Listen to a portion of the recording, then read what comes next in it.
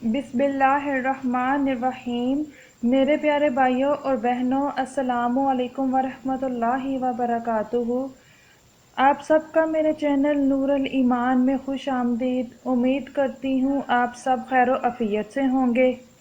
प्यारे दोस्तों, आज मैं आपके सामने चंद एक ऐसे गलतियाँ बयान करना चाहती हूँ जिनकी वजह से निकाह टूट जाता है, यानी मियाँ और बीवी का वो रिश्ता ख़त्म हो जाता है अगर वो ये एक गलती कर लें।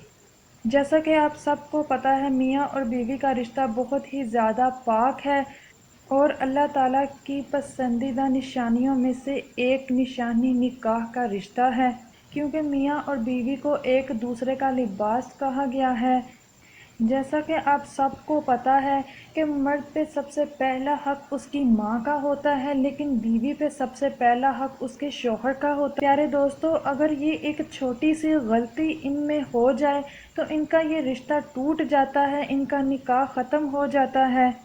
और ये गलती बहुत ही आम सी है और बहुत से लोग इस गलती से नावाकिफ़ हैं, कुछ लोगों को नहीं पता। और अगर वो गलती ये कर भी लें तो फिर भी वो ये समझते हैं कि इनका निकाह कायम है और वो उसी रिश्ते में रहते हैं, लेकिन वो रिश्ता उनके लिए हराम हो जाता है। जिस तरह मियाँ और बीवी का रिश्ता बहुत ही पाक है, लेकिन ये रिश्ता बहुत ही ज़्यादा नाजुक भी होता है। प्यारे दोस्तों, ये गलती बहुत ही आम सी है।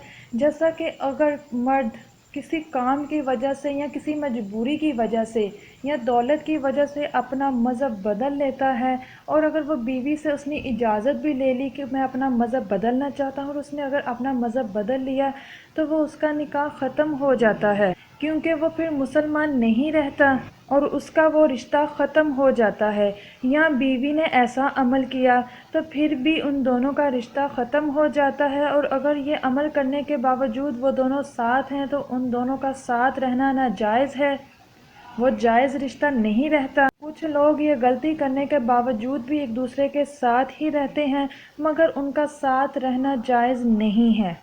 प्यारे दोस्तों, अगर एक औरत अपनी बेटी की शादी करती है और अगर वो औरत खुद जवान है और उसका दामाद भी जवान है, तो उस औरत पे भी ये लागू है कि वो अपने दामाद से पर्दा करे, और अगर उससे सलाम ली है तो वो दूर से उससे सलाम ले, क्योंकि वो औरत खुद भी जवान है और उसका दामाद भी जवान है।